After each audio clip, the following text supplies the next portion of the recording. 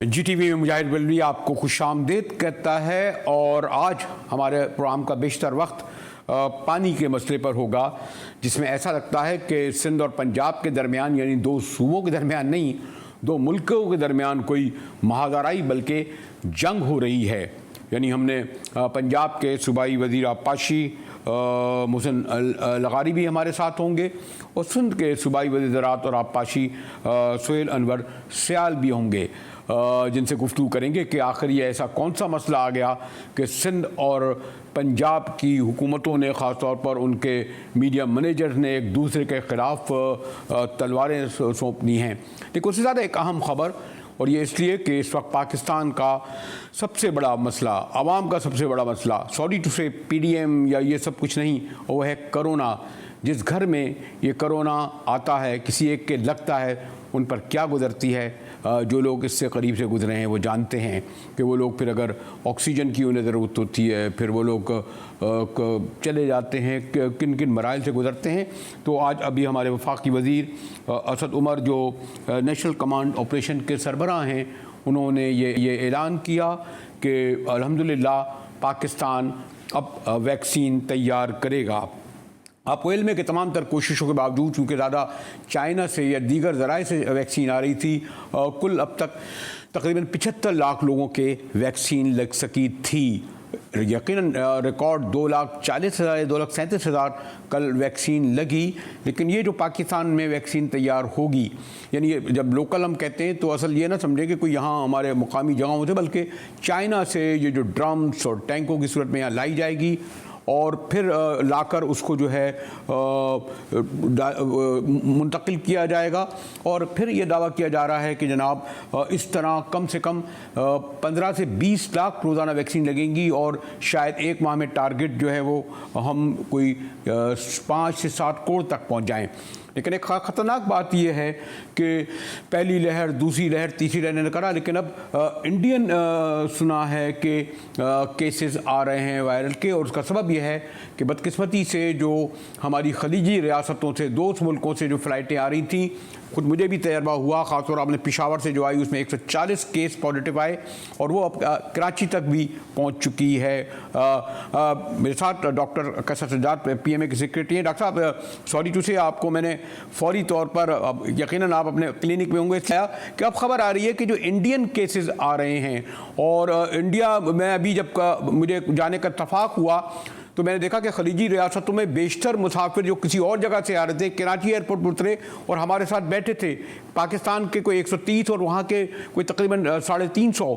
और इसी सब अब ये जो इंडियन और अफ्रीकन भी आ रहे हैं। डॉक्टर सज्जाद जी, बिस्मिल्लाहिर्रहमानिर्रहीम। बहुत शुक्रिया मुजाहिद भाई। बिल्कुल ये एक तशवीशनाक बात है कि लोग इंडिया से सफ़र करके कहीं और जाते हैं, वहाँ से जब लोगों से मिलते हैं और फिर उसके बाद पाकिस्तान कराची खास कर आते हैं तो ये वायरस उनके जिस्म में मौजूद होता है। और इसी तरह से हमें तशवीश है कि 4 लोग तो डिटेक्ट हो गए, हो सकता है कुछ लोग मिस कर गए हैं और कुछ लोग निकल गए हैं, वो हमें पता नहीं चला है। दूसरी नहीं डॉक्टर, उससे ज़्यादा खबर ये आई थी पिछले हफ्ते कि सिर्फ पेशावर एयरपोर्ट पर जो उतरे उनमें 140 के पॉजिटिव रिजल्ट निकले।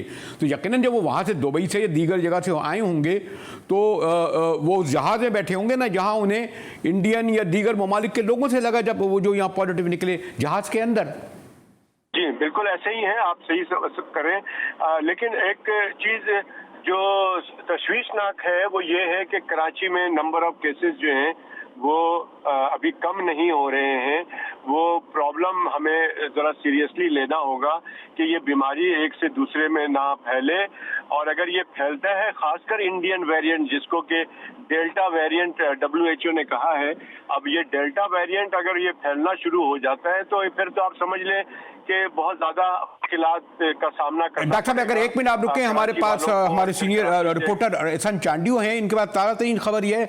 एहसन, ये जो आज जो केसेज आए यहाँ पे, जी एहसन, ये सॉरी टू डॉक्टर साहब, जरा मैं अपने कॉरेस्पॉन्डेंट से पूछना चाह रहा था, ये जो केसेस कहाँ से आए हैं एहसन, जो आप अभी न्यूज़ ब्रेक कर रहे थे?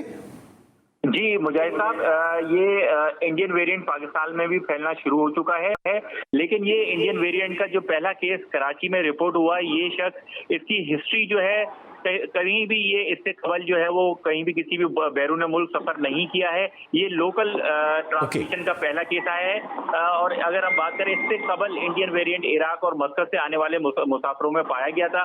कराची से ताल्लुक रखने वाले 3 केसेस अहले खाना का भी टेस्ट किया गया। उसके बाद डिफेंस और गुलशन इकबाल के इलाके में मुतासर अफराद को अहले खाना को घरों में करंतना इख्तियार करने की हिदायत भी दी गई है। लेकिन जो आज महकमा सिंध सेहत की जानिब से बताया गया है और नाम ना जाहिर करने का भी उन्होंने कहा है, तो उस शख्स का जो है वो बैरून मुल्क की कोई भी उनकी इंटरनेशनल ट्रैवलिंग नहीं है। ये लोकल ट्रांसमिशन का पहला केस सामने आया है इंडियन वेरिएंट का। ओके, सुना डॉक्टर साहब आपने जो ये दे रहे थे कि इस तरह का, तो इसके माने ये तो एक एक्सपोज केस हो गया। सॉरी टू से, आपको पता है पाकिस्तान में तो हर तरफ से लोग आते हैं ना, कौन सी रिस्ट्रिक्शन होती हैं, कौन सी पाबंदियां होती हैं डॉक्टर साहब? जी हाँ, बिल्कुल इसी चीज की, इसी तशवीश को मैं बयान कर रहा था भी कि देखें, ये तो बाहर से ले आए। जो 4 लोग डिटेक्ट हुए हैं वो किन लोगों से मिले हैं, कहाँ कहाँ गए हैं, कौन कौन से बाजार में गए हैं। और जो ये एक केस अभी डिटेक्ट हुआ है जो कि कोई हिस्ट्री उसकी नहीं है बाहर जाने की, यही मैं तशवीश का इजहार कर रहा हूँ कि खुदा ना खास्ता ये जब फरवरी के अंदर ये पहली जो केस 26 फरवरी को हमारा 2020 में पहला केस कोरोना का आया था, तो यही बात हुई थी कि वो बाहर से सफर करके आए थे। और उसके बाद आहिस्ता आहिस्ता ये पता लगा कि जो केसेस डिटेक्ट हुए वो डिटेक्ट हुए जो कि कहीं से सफर करके नहीं आया था, यही पाकिस्तान में रहता था। तो ये अल्लाह ना करे कि ये इसी तरह से स्प्रेड हुआ, तो फिर तो इंडियन वेरिएंट्स, आपको पता है कि इंडिया में इस वक्त क्या सूरत हाल है, तो हमें बहुत एहतियात की जरूरत है। और मैं सिंध गवर्नमेंट से खासकर रिक्वेस्ट करूंगा कि जो SOPs पे तो लोग अमल नहीं कर रहे हैं, लेकिन कम से कम आप SOPs पे अमल करवाएं और ये लॉकडाउन का सिलसिला जारी रखें ताकि ये बीमारी एक से दूसरे में ट्रांसफर होने पे रोका जाए इसको। ठीक है, डॉक्टर कैसर सज्जाद एहसन चांडियो हमारे साथ थे और उनका कहना था कि लॉकडाउन हमारे डॉक्टर साहब का, लेकिन लॉकडाउन एक अलग इशू है। ताजिरों ने बड़ा एक एहतजाज हंगामा किया है। लेकिन अब मैं आता हूँ, जो मैंने कहा कि एक और जो सिंध और पंजाब के दरमियान बहरहाल पानी की जिस तरह कमी हो रही है और ख़ासतौर पर जो ज़ेर इस्तेमाल पानी की, वो एक बहुत बड़ा इशू सिंध में है। पंजाब वाले अपना जो है मौक़िफ़ रखते हैं। तो पानी देखिए कैसी जंग हो रही है सिंध और पंजाब के दरमियान। वैसे तो आना चाहिए था कि छोटे सूबे सिंध की तरफ, के उनका कहना है कि ज़ाती उनके साथ हो रही है, लेकिन बहरहाल बड़ा सूबा है तो पहले वहाँ यानी पंजाब की तरफ चलूँगा। वहाँ के सूबाई वज़ीर आबपाशी मोहसिन खान लगारी मेरे साथ हैं। लगारी साहब की फैमिली, फ़ारूक लगारी साहब, अवैध लगारी साहब, इनकी पूरे ख़ासतौर पर जनूबी पंजाब में बड़ा इनका असर है। शुक्रिया लगारी साहब, आपने हमारे लिए वक्त निकाला। तो ये जो मैं सियाल साहब के और हमारे CM साहब के मैं देख रहा था बयानात, प्रेस कॉन्फ्रेंस, और आपके भी माशाल्लाह जवाबी जो आ रहे हैं, ऐसा लगता है कोई ये सूबों का मसला नहीं रहा, ये तो कोई मुल्कों के दरमियान जंग हो गई। वो कहते हैं जी हमें हमारा हक़ नहीं दे रहा सिंध वाले, और आप और जिस तरीके से बड़ा सूबा जो ज़ाती करते रहते हैं जी, एक्सप्लॉयटेशन करते रहते हैं, उसमें अब पानी भी आ गया है। लगारी साहब, पानी का जी इस दफ़ा मसला ये है कि अल्लाह ताला ने इस दफ़ा हमें पानी जो है कम हमारे पास आया है, और पानी ऐसी चीज़ है कि ना इसकी कोई फैक्ट्री लग सकती है, ना ये बाहर से कहीं इंपोर्ट किया जा सकता है। पानी वही है जो कुदरत हमें देगी। इस साल जो है पहाड़ों के ऊपर जो है गर्मी कम पड़ी है, जो ऊपर कैचमेंट एरिया है, उसकी वजह से दरियाओं के अंदर पानी का बहाव कम है। तो बुनियादी वजह तो इसकी ये है, दरियाओं के अंदर पानी का बहाव कम है, तो उसकी वजह से ये इस वक्त ये मामलात खड़े हो रहे हैं आपस में। जो पानी अवेलेबल है उसको एक हमारा जो 1991 का वाटर रिकॉर्ड है उसके तहत हमने उस पानी की तकसीम करनी है। अभी मेरे पास आखिरी 10 दिनों का तो नहीं है डेटा, अभी वो रिलीज़ करेंगे इरसा वाले, लेकिन जो खरीफ की फसल है उसमें अब तक जो है पंजाब को 22% पानी की कमी आई है और सिंध को 17% पानी की कमी आई है। तो जब पानी की कमी है तो उसकी वजह से ये मामला थोड़े से ज़रा गर्म हो गए हैं कि पानी नहीं मिल रहा, मुझे पानी नहीं मिल रहा, मुझे पानी नहीं मिल रहा। तो जो पानी मौजूद निज़ाम के अंदर उसी की तकसीम करनी है और उसी के साथ हमें गुजारा करना है। इसमें गवर्नमेंट ये वाली होना वो वाली होने का मेरे ख्याल में कोई इतना ताल्लुक नहीं है। नहीं, लेकिन कारी साहब वो ये सिंध के वज़ीर आबपाशी भी, वज़ीर आला भी और पब्लिक पार्टी की क़यादत ये कहती है कि 91 का जो एकॉर्ड था और उसके तहत जो पानी की तकसीम का फार्मूला था उसमें उन्हें एतमाद में लिए बगैर उसमें तब्दीलियां लाई गई हैं और इस तरह तब्दीलियां लाई गई हैं कि वो बाज़ा कौन रिकॉर्ड पे नहीं जा सकते। खैर माशाल्लाह आपके बात तो मैं देख रहा हूँ ढेर सारी फाइलें हैं, आप उसमें रेफरेंस दे देंगे।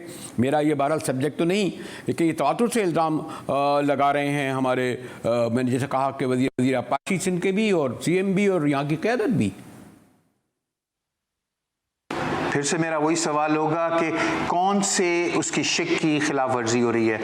इंडस वाटर जो 1991 का वाटर रिकॉर्ड है जी, उसके अंदर पानी की तकसीम का एक फार्मूला बनाया गया। इसके ऊपर हमेशा से जो है सिंध और पंजाब का झगड़ा रहा है पानी के तकसीम के ऊपर। अगर आप ये सखर बैराज के वक्त चले जाएँ, सतलुज वैली का जब नवाब बहावलपुर ने वहाँ पर अपना जब दरिया सतलुज के ऊपर जो नहरी निज़ाम बनाया था उस वक्त चले जाएँ, तो इन सारे जो मुख्तलिफ वक्तों पर जो डिसएग्रीमेंट्स होती रहीं, उनका 1991 के अंदर बैठ के एक उसका हल निकाला गया कि इस पानी को हमने कैसे इस्तेमाल करना है। काबिल इस्तेमाल पानी मुजाहिद भाई वो होता है जो हम बहते हुए दरिया में से निकाल लेते हैं और दूसरा होता है जो हम जमा कर लेते हैं और जब दरियाओं में पानी नहीं होता तो उसको जो हम इस्तेमाल करते हैं उसको हम कहते हैं ये हमारे पास काबिल इस्तेमाल पानी है। ये जो इंडस का जो बेसन है, जो इंडस रिवर सिस्टम है, इसका तकरीबन औसतन 135 से 140 मिलियन एकड़ फीट इसमें से पानी गुजरता है। तो हमने उस वक्त औसत निकाली कि कौन कितना पानी इस्तेमाल कर रहा है, काबिल इस्तेमाल पानी कितना। फिर से मैं एक चीज़ ये वाज़ेह कर दूं, काबिल इस्तेमाल पानी कितना है। तो उस वक्त जो था औसत जो निकाली गई तो तकरीबन 103 मिलियन एकड़ फुट पानी जो था वो इस्तेमाल हो रहा था। तो मुख्तलिफ जो कमीशंस बनते रहे थे, किसी पे बलूचिस्तान का एतराज़ था, किसी पे सिंध के भाइयों का एतराज़ था, किसी पे खैबर पख्तूनख्वा वालों ने कोई एतराज़ किया। तो 1991 में बैठ के क्या कि तमाम एतराज़ात को दूर करके कहा कि भाई पानी की तकसीम कैसे करनी है। तो वो जो है वो जो 1991 का रिकॉर्ड है उसकी वो शिक नंबर 2 है, जिसमें कि एक टेबल दिया गया है कि पानी को किस तरह तकसीम करना है। तो ये अभी ये जो था ना, इसमें सूबों की तकसीम हो गई कि सूबों ने किस तरह पानी तकसीम करना है। तो 114.35 जो मिलियन एकड़ फीट हैं उसकी तकसीम हो गई। अब सवाल ये उठा कि हमारे इस्तेमाल तो इस वक्त काबिल इस्तेमाल हमारे पास 103.5 है, 103 है और हम तकसीम जो है वो 114 कर रहे हैं। तो इसको हम कैसे इस कमी को पूरा करेंगे? तो उसके लिए फिर जो है उसकी शिक नंबर 6 को शामिल किया गया, जिसमें कहा गया है कि हम नए स्टोरेजेस बनाएंगे। 103 से 114 जाने के लिए हम नए स्टोरेजेस बनाएंगे। जो काबिल इस्तेमाल पानी है उसको बढ़ाने के लिए बहते हुए दरिया के पानी के ऊपर तो हमारा इख्तियार नहीं है। हम जो है 114 उसको जो है करने के लिए मज़ीद जो है हम स्टोरेज बनाएंगे। तो ये उसकी शिक नंबर 6 बीच में शामिल कर दी गई, जिसमें कहा गया कि 114 मिलियन एकड़ फीट जाने के लिए हम नए डैम बनाएंगे ताकि हमारे पास पानी अवेलेबल ज़्यादा हो सके। अगर फिर सवाल ये उठा कि 114 से तो ज़्यादा जा रहा है पानी, 130 140 तक जाता है पानी औसतन, तो उसके लिए क्या किया जाए? तो उसके लिए शिक नंबर 4 को डाला गया, जिसमें कहा गया है कि 114 से जो ज़्यादा पानी होगा वो पंजाब को 37% मिलेगा, सिंध को 37% मिलेगा, बलूचिस्तान को 12% मिलेगा और खैबर पख्तूनख्वा को 14% मिलेगा। 114 लगारी साहब आपकी तमाम शिकें जो शिकें आप बता रहे हैं, इसी तरह शिकों को सामने रखते हुए सिंध भी अपना केस पेश करता है। लेकिन ये मसला ये टेक्निकल नहीं है, ये यानी एक फोरम था इरसा जहाँ चारों सूबों के नुमाइंदे बैठते थे, वहाँ ये मसला आपने हल नहीं कर सके। और मुझे याद है कि ये इशू आज से नहीं है, मुझे तो आपको याद नहीं होगा, आपको यकीनन याद होगा लगारी साहब के जब कालाबाग डैम बन रहा था और आप कह रहे थे कि डैम हमारे लिए क्यों ज़रूरी है, जो आज पानी का झगड़ा है, शायद हमारे यहाँ डैम बन जाते नहीं होता। तो वली खान ने कहा था जी मैं बम यानी पेट पे बम बांध के फाड़ दूंगा, फिर सिंध में होता था। तो ये जो इशू है, ये जो जिसपे बयानबाजी हो रही है, ये तो सॉरी टू से टेक्निकल शिकों का एदाद शुमार से ज़्यादा ये तो सियासी मसला बन गया है ना, महरूमियों का, छोटा सूबा बड़ा सूबा। लगारी साहब मुजाहिद भाई, मैंने तो पंजाब असेंबली से एक कमेटी भी बनवाई और हमने उसको कहा कि ये कमेटी जो है बैठ के उसमें हमारे तमाम पॉलिटिकल पार्टीज़ के सीनियर लोग जो हैं उनके साथ बैठ के हम लोग ने अपने सिंध वाले भाइयों को दावत दी कि आएँ और आके हम इस पे बात करते हैं। हमारे वज़ीर आला साहब ने भी ये दावत दी कि आएँ और आके इस पे बात करते हैं। जो मैंने ख़बरें अखबारों में पढ़ी हैं, मुझे फ़र्स्ट हैंड इसका नॉलेज नहीं है, लेकिन बताया गया कि सिंध वालों ने मुस्तरद कर दी है वो दावत कि हम कहीं बैठ के इसको साथ मिलें। सिंध वाले भाइयों ने करना शुरू किया कि उन्होंने हमारे मुख्तलिफ जो मकामात हैं उनके ऊपर उन्होंने for lack of a better word छापे मारने शुरू कर दिए और हमारे जो है वो पंजनद बैराज पे सुबह 6 बजे वो लोग पहुंच गए और उन्होंने कहा कि हमें जी तस्रीक कराओ। अल्लाह ताला का लाख लाख शुक्र है, कोई चीज़ आउट ऑफ ऑर्डर नहीं आई। हमने उनको तमाम कागजात, तमाम हमारे जो डिस्चार्ज टेबल्स हैं, तमाम उनको ऑब्जर्वेशन करवाई, तमाम उनको मेजरमेंट करवाई और जो आदाद व शुमार हम अपने इंटरनेट के हमारा निज़ाम बड़ा ट्रांसपेरेंट है मुजाहिद भाई। हमारी जो है ना चीज़ें हर रोज़ पंजाब इरिगेशन डिपार्टमेंट की आप साइट पे जाएं, हमने अपने 3000 से ज़्यादा नहरों का हम अपना पूरा डेटा उस पर लिखते हैं कि किस नहर में कितना पानी जा रहा है। तो जब इन्होंने आके वहाँ पे चेक किया तो जैसा हम रिपोर्ट करते थे वैसा ही था। हालांकि सुबह 6 बजे में उठा के किया गया, उस वक्त कोई बहाना भी बनाया जा सकता था कि भाई अभी नहीं हाजिर। उसके बाद इन्होंने जाके जो है चश्मा जेहलम लिंक कनाल को देखा, इन्होंने थल कनाल को देखा, इन्होंने जना बैराज को देखा, इन्होंने जाके हर जगह वहाँ पे भी चेक किया, कोई चीज़ आउट ऑफ ऑर्डिनरी नहीं मिली। हमने सोचा हम भी जाके चेक कर लें, तो हमने भी एक टीम अपनी भेजी गुड्डू बैराज के ऊपर। तो गुड्डू बैराज के ऊपर हुआ ये कि हमारे साथ बिल्कुल ताउन नहीं किया गया और उनके जो इंजीनियर हजरात थे उन्होंने तो मुलाकात से ही ज़रा थोड़े से वो अवॉइड किया उन्होंने। तो एक गेज रीडर साहब जो थे वो हमें वहाँ पे रहनुमाई करने के लिए आए। अब आप इमेजिन करें कि एक गेज रीडर के हाथ में सारा वो बैराज उन्होंने कहा कि वो चला रहा है। उससे कहा भाई हमें अपने कोई डिस्चार्ज टेबल दिखाओ, हमें अपने कोई कागजात दिखाओ, मेजरमेंट के तरीके बताओ। तो उसने कहा जी हमारे पास ना कोई टेबल है, ना कोई कागजात है, ना कोई रिकॉर्ड है, हम तो देख के बस बता देते हैं कि इतना पानी है। अब उस देख के बताने का मैं आपको बताऊं छोटा सा, हमारे सिंध वाली जो हुकूमत है, वहाँ की जो इरिगेशन डिपार्टमेंट है, वो ये दावा करते हैं कि 39% उनका पानी जो उनके पास आता है या वो ज़मीन में चला जाता है, सीपेज हो जाती है, या वो बुखारात बन के उड़ जाता है। तो वो 39% लॉसेस क्लेम करते हैं। हम जब अपने पंजाब में देखते हैं तो हमारे यहाँ पे 2 ब्रांचेस हैं, एक हमारी जो है मंगला वाली ब्रांच है और एक हमारी तरबेला वाली ब्रांच है। जो मंगला कमांड एरिया है हमारा, जो जेहलम चनाब वाला है, वहाँ पे हमारा ज़मीन में सीपेज और बुखारात बनने का जो तनासब है, जो हमने बुखारात बन के उड़ गया, वो हम 8% क्लेम करते हैं कि भाई अगर हमें 100 दिया गया तो उसमें से 8 जो है वो ज़मीन में चले गए और या उड़ गए, और बाकी हम 8% क्लेम करते हैं। और हमारे सिंध वाले भाई 39% कहते हैं कि जी हमारा खो गया पानी।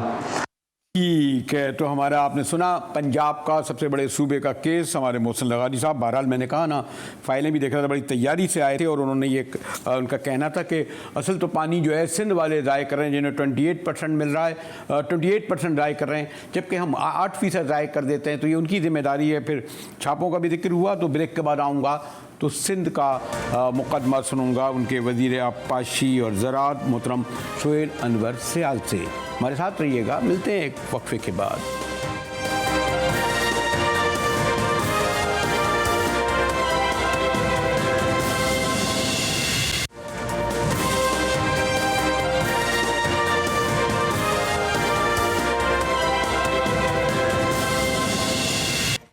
GTV में एक बार फिर मुजाहिद वली आपको खुशामदीद करता है। ब्रेक से पहले आप पंजाब के हमारे सूबाई वज़ीर आबपाशी मोहसिन लगारी अपना केस पेश कर रहे थे और बड़े दलाइल और शिकों से साबित कर रहे थे कि हमने कोई ज़ाती नहीं किया, बल्कि उल्टा कह रहे थे कि जनाब सिंध वाले हमसे ताउन नहीं कर रहे बल्कि सियासत कर रहे हैं।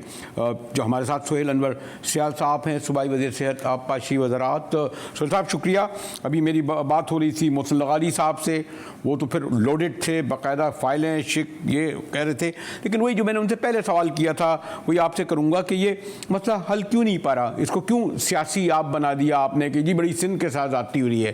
भाई आपके यहाँ गवर्नमेंट है और इसको आप तो बड़ा कौम परस्ती के जज्बे से सरशार होकर लगता है ये एक सूबे, छोटे सूबे जो है सिंध जो है वो बड़े सूबे से लड़ाई लड़ रहा है, उसको उस तरफ मुंतकिल कर दिया है। सयाल साहब।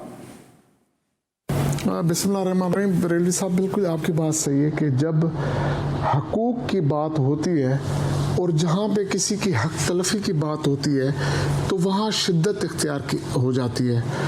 ये मुल्क एक आइन के तहत चल रहा है, इसमें जमहूरी कह सकते हैं कि फेडरल गवर्नमेंट है, क्योंकि इलेक्शन बहरहाल वो किसी भी तरीके से इलेक्शन में आए, वो जब एक सूबे की हक तलफ़ी की बात करती है पीटीआई हुकूमत, तो डेफिनेटली और वो उस बात पे हक तलफ़ी की बात कर रहे हैं जिस पे सिंध के लोगों का गुजारा है। पानी है तो ज़िंदगी है, क्योंकि पानी सिर्फ आपको ज़रूरी मुआश के लिए नहीं चाहिए बल्कि आपको जीने के लिए भी चाहिए। तो अगर उसका जीने का हक किसी से छीना जाएगा तो डेफिनेटली उसकी जो रिएक्शन आएगा वो बड़ा सख्त आएगा। लेकिन सियाल साहब, ये जो इरसा जो है रेगुलेटरी बॉडी मौजूद है और आप लोग भी यानी बाद ये तो 91 में अकॉर्ड हुआ था ना जो पानी का, उसके बाद आप भी पावर में रहे माशाल्लाह सिंध में तो हुकूमत में, तो ये तो इसकी यानी ये अगर पानी का इंसानी मसला है तो इसको यहाँ वहाँ क्यों तय नहीं हो सका? वो कोई बयानों से, तकरीरों से, जलसों से, सड़कों पर तो नहीं हो गए, तो पानी का मसला होगा ना, ये तो टेबल पर बैठ के ही हो सकता है ना सियाल साहब। बिल्कुल आपने सही कहा बरेलवी साहब, ये वाटर अकॉर्ड है। इसी अकॉर्ड में के वजह से इरसा रेगुलेटरी बॉडी बनी।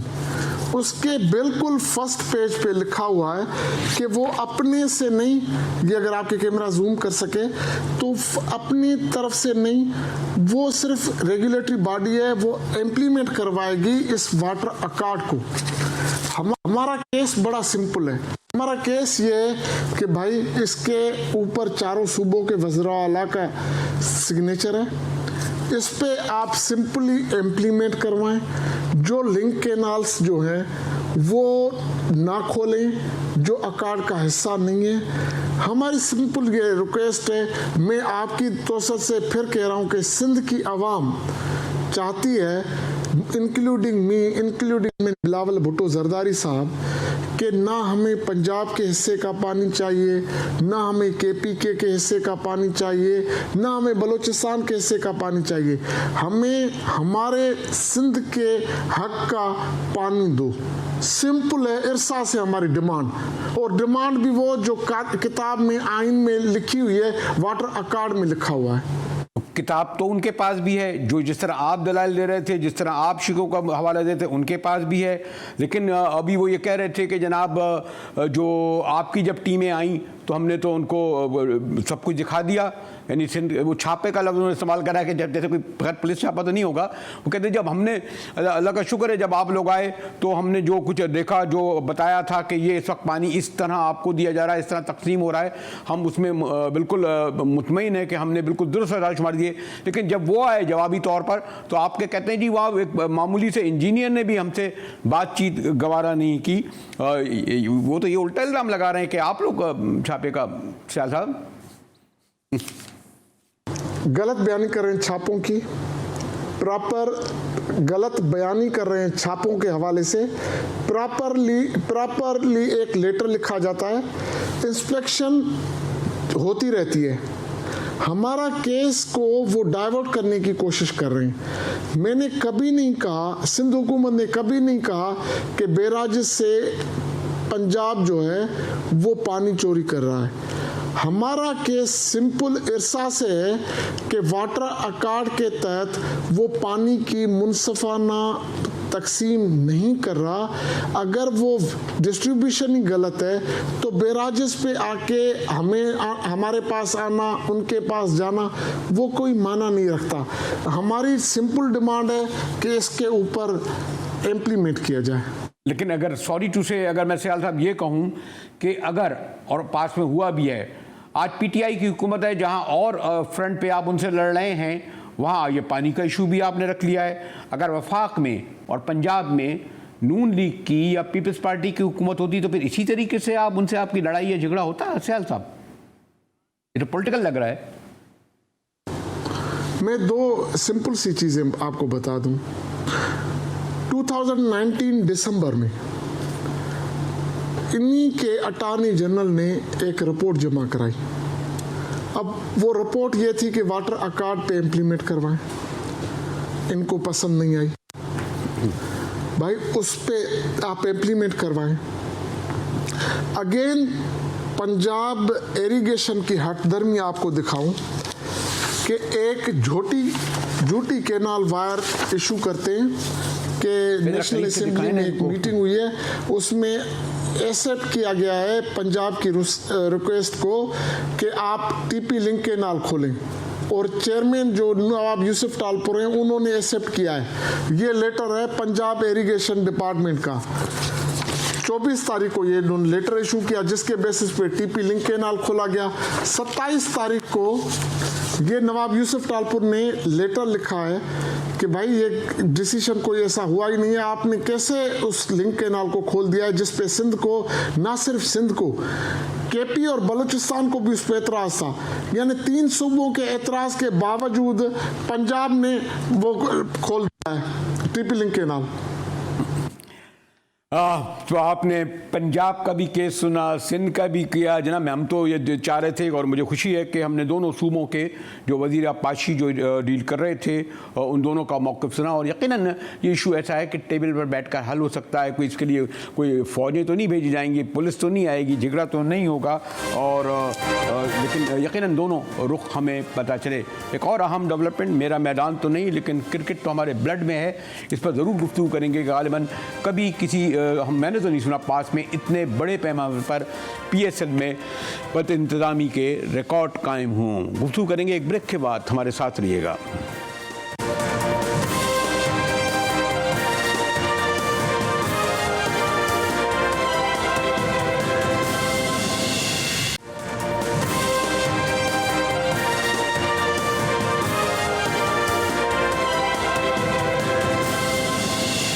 जी हाँ, पीएसएल का इंतज़ार रहने लगा है। एक तो वैसे भी हमारे यहाँ बड़ी कम खुशियाँ और तफरी होती हैं, कोरोना ने मज़ीद लोगों कर दिया, इसलिए इसकी नहीं रह गई थी जिसका लोग इंतज़ार कर रहे थे। लेकिन पीएसएल ने में जो आमतौर पर मैंने देखता था कि रनों का रिकॉर्ड लोग होता है, विकेटें लेने का रिकॉर्ड होता है, लेकिन पीसीबी ने तो बदइंतज़ामी के सारे रिकॉर्ड तोड़ दिए हैं। अच्छी बात यह है कि क्रिकेट के मैदान में पहले ख़वातीन तो आई गई थी, लेकिन कमेंट्री में भी मर्दों की इजाज़तदारी ख़वातीन ने जी तोड़ दी है। और आलिया रशीद मैं बड़ी गौर से सुनता हूँ, बड़ी हमारे सफ़े अव्वल की कमेंटेटर और तजिया निकार रिपोर्टर हैं। थैंक यू आलिया, आपने वक्त निकाला मेरे लिए। बताइए कि अभी तक यानी ये फाइनल नहीं हुआ कि कब पीएसएल होगा, कोई ब्रॉडकास्टर का मसला आ गया, क्या क्या मसला आ गया, ज़रा क्विक बताइए आलिया। जी बहुत शुक्रिया अफजल साहब। एक्चुअली इस वक्त सिचुएशन काफी गंभीर है क्योंकि इस वक्त मीटिंग चल रही है पीएसएल फ्रेंचाइजीज की पाकिस्तान क्रिकेट बोर्ड के साथ, क्योंकि जो ताज़ा तरीन इशू पैदा हो गया वो इंडियन ब्रॉडकास्टर्स का है, जिनको क्वारंटाइन उस शहर में करना था जहां वहाँ उतरे थे, लेकिन वो फिर सीधा स्ट्रेट अवे अबू धाबी उनको ले आया गया था, जिसके ऊपर जो मिनिस्ट्री ऑफ हेल्थ है उन्होंने यूएई की उन्होंने एतराज किया। तो अब वो एक और इशू पड़ गया जिसकी वजह से अब ये सोच रहे हैं कि क्या इसको शारजा मुंतकिल कर दिया जाए, क्योंकि यहाँ पे एसओपीज काफी सख्त हैं और रूल्स, और या फिर अभी क्या होना है ये अभी इस मीटिंग के बाद हमें पता चलेगा। लेकिन पीएसएल का होना बहुत जरूरी है। एक मार्जिन जरूर देना पड़ेगा मुजाहिद साहब कि देखिए ये कोविड की वजह से एक्स्ट्रा ऑर्डिनरी हालात हैं, और कहीं भी कोई चीज आपने अरेंज कर, अगर आप देखें वो चाहे फुटबॉल में देखें या बड़े बड़े इवेंट्स और स्पोर्ट्स के भी देखें, तो वो मुमकिन नहीं हो पा रहे या उनमें बहुत वक्त लग रहा है। इसी वजह से पता कि इंडिया का जो आईपीएल है वो भी पोस्टपोन हुआ और अब उसकी टीम भी वहाँ पहुंची है और वो आज सितंबर में करवाना चाह रहे हैं। इसका होना बहुत जरूरी है, इसलिए कि जो पीएसएल जो है इससे बहुत सारे जो स्टेक होल्डर्स हैं वो जुड़े हैं। प्लेयर्स के कॉन्ट्रैक्ट जो है वो फंसते हैं। जो सेंट्रल पूल के पैसे हैं पीसीबी ब्रॉडकास्टर्स को जो उन्होंने आगे बेचा हुआ है, उसने जो आगे वर्ल्ड वाइड अपने राइट। लेकिन आलिया बीबी, लेकिन हमने और भी क्रिकेट के मैच में फॉलो कर रहा था, यानी कि इतना क्या है, यानी और मैचेस और जगह भी हो रहे हैं, बल्कि और यानी हॉकी का भी, फुटबॉल के भी, यानी इस तरह के कोई बेचारा 2 खिलाड़ी बहरीन में पड़ा है, कोई 4 इधर पड़ा हुआ है, 5 अफ्रीका में पड़े, यानी इतने कोई 500 लोग तो नहीं थे, यही 50-60-100 होंगे जिनको ऑर्गेनाइज नहीं कर सके इनकी ट्रैवलिंग। हम ये भी तो एक बड़ी बदइंसानी जी मुजाहिद साहब, लेकिन उसमें देखिए जहाँ पे ये लेवल आ जाता है ना कि आपके फॉरेन मिनिस्टर को मुदाखलत करके इजाजत लेनी पड़ती है, फिर आपको जो स्पेशल जहाज जो है वो भेजने पड़ते हैं, तो वहाँ पे फिर जाहिर है वो थोड़े इश्यूज हो जाते हैं। मगर इसमें डेफिनेटली जो पीसीबी की जिसको कहते हैं कि नालायकी भी है, इसलिए कि उन्होंने उस तरह से अरेंज नहीं किया, उस तरह से ऑर्गेनाइज नहीं किया जिस तरह से हम एक्सपेक्ट कर रहे थे कि ये चीजें होंगी। देखिए रमजान के एंड में ये 7-8 लोग जो हैं उस वक्त से बैठे हुए हैं दुबई में, और वहाँ पे वो कोशिशें कर रहे हैं। मेरी असद उमर साहब से बात हुई थी, तो उन्होंने ये कहा था कि हमने इनको कहा है कि ईद के बाद एनसीओसी जो है वो आपको इस्लामाबाद और लाहौर की हम इजाजत दे सकते थे, कराची हम आपको नहीं दे सकते थे, जहाँ पूरी ये डिजाइन था कि वहाँ पे करेंगे। तो उसके बाद इन्होंने मगर सारा जोर अब यूएई पे लगा दिया। अब एक के बाद एक इशू चलता जा रहा है कि वो एक कहानी नई से नई निकलती जा रही है, क्योंकि यूएई के जो है पॉलिसीज काफी सख्त हैं, और उसके अलावा यहाँ पे होमवर्क नहीं था हमारी साइड। अच्छा, फाइनली अगर मुझे ये बता दें, अगर स्पेसिफिक अब क्या हम एक्सपेक्ट करें कि 3 जून, 5 जून, 7 जून को होने जा रहा है पीएसएल? देखिए ऐसा है कि पैसा इतना लग चुका है, प्लेयर्स आ गए हैं, करोड़ों रुपए लग गए हैं, क्वारंटाइन कर लिया है लोगों ने, तो टूर्नामेंट तो करवाना क्रेडिबिलिटी का मसला है, चैलेंज है ये इस वक्त पीसीबी के लिए। मेरा ख्याल है इसको करवाने के सिवा इस वक्त उनके पास कोई और चारा नहीं। ठीक है आलिया बीबी, आपसे आप खुद फरमा रही थी कि अभी कुछ देर में ये फैसला होगा कि पीएसएल कब होगा, बहुत सारे मसाइल हैं। शुक्रिया आपने मुझे ज्वाइन किया। इसी के साथ ही मुजाहिद विल्ली को GTV से इजाज़त दीजिए।